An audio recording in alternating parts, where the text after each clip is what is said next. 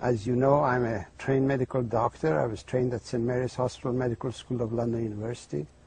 I had the honor and the privilege of being selected as one of the resident doctors of my own university, and then I had the extreme honor of being one of the last students of Sir Alexander Fleming, who discovered penicillin. I'm telling you this to let you know that I was brought up in scientific environment of medicine. So when I discovered that water has medicinal properties, I realized that this topic was never taught to me at the school, and I became curious, so I continued to research the medicinal properties of water, and in 2 years and 7 months I treated over 3,000 people with peptic ulcer disease with water successfully, and I made a report on this discovery, and it was published as the main editorial of the Journal of Clinical Gastroenterology in June of 1983. And New York Times picked up the article and commented on it, and it was syndicated all over the world, announced to the world that water had medicinal properties. Can I just ask about that study where you got 3,000 positive cures? Yes. How many were the number of people in the study? Oh, there were lots of people. 3,000 cures was every single one who tried the water got cured. Oh, so 3,000 of 3,000 got the cure? Yes, oh, absolutely. Okay. This is the important yeah, thing. Sure. Because then I came away with the understanding that these people were just thirsty. I was quenching their thirst. And we in medicine had labeled thirst as a disease. So this was the challenge before me. Oh, thirst is considered a disease? Well, in modern medicine, yes. That's what they are doing. They're treating all these so-called diseases of dehydration with medication. That is why we have the sick care system. That is why we have a so-called sick care system that is costing this nation, American people, $1.7 trillion every year, and it's rising to 12% every year. Well, because we in medicine never understood water, never realized that water is important, and we've always thought that it's a solid matter that dissolves in the water in the body that's important. So you helped to change the paradigm from thinking about the solid or solutes to the solvent. That is correct. The liquid. That's in 1987. I presented the guest lecture of a cancer conference under the title of Pain and Need for Paradigm Change, explained that the diseases of the human body occur when the body becomes dehydrated. That dehydration is the origin of pain and disease in the human body, including cancer. And this shocked the scientific community. It really shocked them to total silence at the conference. But one by one afterwards they came and thanked me for this information, because I had explained to them it's not this one item, one particle or another particle that causes the disease. In my approach, it's a system upheaval. A system, when a system is not functioning, it's that system that produces symptoms of dehydration that we've assumed to be disease conditions. So basically what you're saying, doctor, is that virtually all, if not all, diseases are really caused by systemic dehydration. All diseases are either states of dehydration, complications of dehydration, or consequences of dehydration. And water is a nutrient. It is the deficiency of this nutrient in the body that causes the health problems. Depending on where this nutrient is missing in the physiological arena of the body, that area begins to manifest the symptoms of that deficiency. And we have labeled these symptoms of deficiency as diseases, because water is the main source of energy to all living things. It is water that energizes all physiological functions.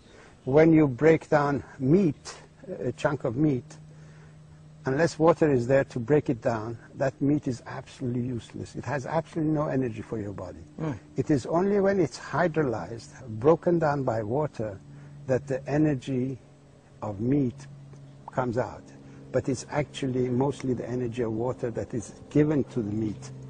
The process of hydrolysis is a metabolism of water, and the medical community has assumed that water has absolutely no metabolism. It's an inert substance. It is a solvent, a means of transport, and a packing material. These are three life-sustaining properties of water. But water has three other life-giving properties. The life-giving properties of water are it produces hydroelectricity where you need electricity, when you need energy. All neurotransmission system depends on energy produced by hydroelectricity at the cell membrane of the nerve tissue. Then you have the process of hydrolysis, which energizes whatever it breaks down. And then you have the adhesive property of water, which assembles everything together. So these are the life-giving properties of water that we in medicine never understood. And this is what I brought out, and I published in my book, Your Body's Many Crimes for Water. As you know, each cell is in a water environment, in the same way as we have satellite dishes to bring information to people. The cells of the body have their own satellite dishes for watery environment. They receive the information and they process that information. Now, in dehydration, this satellite system is shut down. All the receptors go into the cell, and the cell has no means of connection to the outside. So it doesn't recognize there is a cell next to it. So it begins to grow and expand and expand. So it breaks boundaries, and that's why cancer becomes a lumpy thing, because its receptor system of the cells have gone. I see. There is a lot of... How about, though, then in rehydration? If they come back. They come back. And a lot of people have actually been... And then the tumor and the cancer cells will actually reduce and dissolve? There are quite a number of testimonials in the book Water Cures, Drugs Kill, of people whose cancers have disappeared. Lymphoma has disappeared, cancer of prostate has disappeared. And they all go, because we need to study water as a anti-cancer medication. Once we do that, for each different discipline, we need to have a protocol for that. Sure. But personal observations of people is that their cancers have reduced. Basically, you need water in order to survive. You need the minerals. The essential minerals are calcium, magnesium, potassium, selenium, zinc. These are the intracellular minerals. If you give the body this mineral or eat a diet that contains these minerals, you also need salt. For every quart of water, you need a quarter teaspoon of salt, because there are two oceans of water in the body. One ocean of water is inside the cells. The water that you drink goes into the ocean inside. And the salt that you take keeps some of that water in the ocean outside of the cells. These two oceans have to be in balance in the same way as Atlantic and the Pacific have to be in balance. Once you take the water, you take salt, you take these minerals, no disease will have a chance to appear. Then you need the right diet for repair mechanisms and for raw materials, for neurotransmitter formation, for creation of proteins and so on. We teach this to the school children. We can save them from a whole lot of problems. Obesity? Obesity is a complication of dehydration. We can save children from complications of dehydration. Their education ability will improve. Their tendency to addiction will disappear, because addiction is another way of showing that the body was short of water and we substituted. When you drink water, you secrete endorphin in your body. Endorphin is the natural opiate of the body. When you don't drink water and you've hooked to that opiate, then you go and take the drugs that stimulate the opiate sensors. Okay? Yes. Water will help people get off the drugs. This is the book that people should read, Water Cures, Drugs Kill. This is 28 pages of explanation of why dehydration is the origin of disease, and there are 186 pages of how water cured the incurable diseases when the pharmaceutical drugs could not. Because of their lack of understanding of water, they've created an environment where the drug industry has taken advantage and has converted our healers' protocol into a killer's protocol. The drugs that are used in medicine, according to Washington Post, which is in my latest book, Water Cures, Drugs Kill, even when used according to the prescription of the doctor, make 2 million people sicker and kill 106,000, which makes this the fourth largest killer in the health field. So when we realize that we doctors prescribe this medication to kill people, which kills people, obviously we are doing it in order to save them, but we don't realize that we've been really had by the pharmaceutical industry. You know, it's funny though, because you say to save people, but the doctors know better than the patients what the series, and it's always a series, of side effects are. And they often involve virtual liver shutdown or almost kidney failure. I mean, it's almost to that a point where the toxicity of the drugs is so severe.